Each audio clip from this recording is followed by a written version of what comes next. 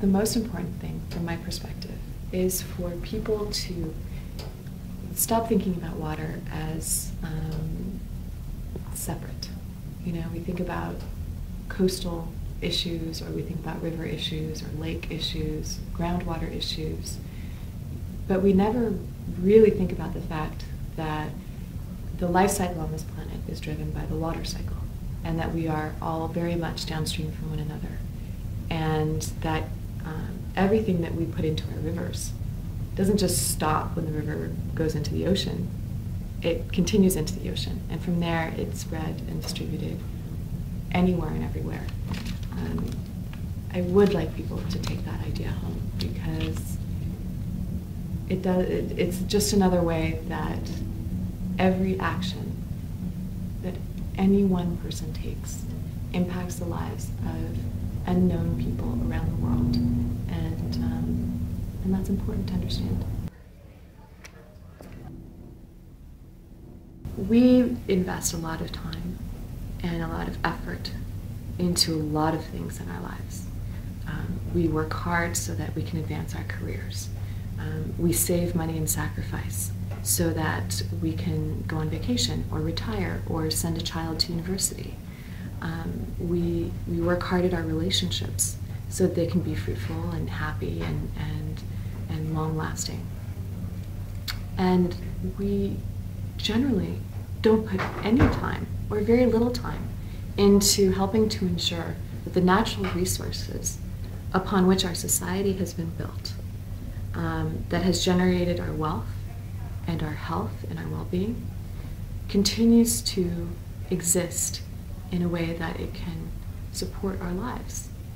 And in order to have a meaningful impact on resource conservation, like water or air that we need for our survival, it takes very little effort.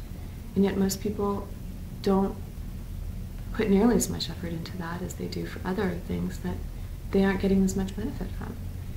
If we can help people understand that recycling, maybe downsizing a car, or taking more public transportation, offsetting carbon emissions, conserving water, those are easy things. Eating locally grown food and supporting local small farmers, and trying to eat as much organic food, that's not a sacrifice. That's an investment in your own health and in the health of your community. So if we start to think about going green as making a very real investment in the quality of our life, the quality of our community, and the quality of our children's lives, that may be just as important as ensuring that they have an education, I think it will just shift the perception of what it means to be green, and that it's not something about that hippies do or tree huggers do, or I'm very much an environmentalist. I'm not a hippie, but I'm very much an environmentalist because I have seen what's happening.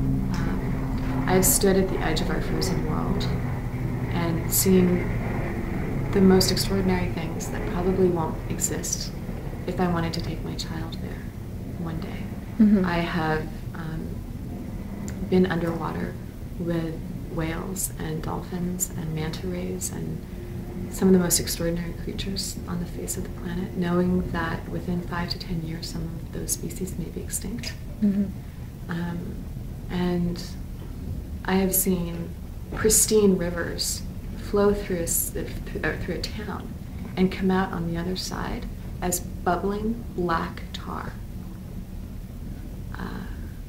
And I've also seen the impact on communities whose health has declined, whose opportunities have declined, and whose natural environment has become so degraded to the point that it can't be productive for that society to thrive.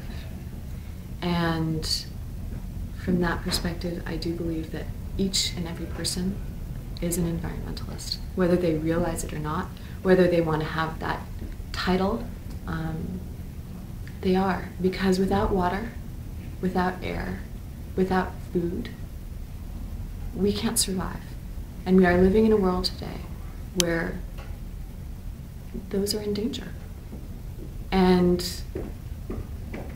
anyone who tells me that they're not an environmentalist is deluding themselves, because without these things they can't live. And hopefully, increasingly, we will realize that we share that it's not a special interest movement, and that we can work together to protect these very simple life support systems. That's an interesting question.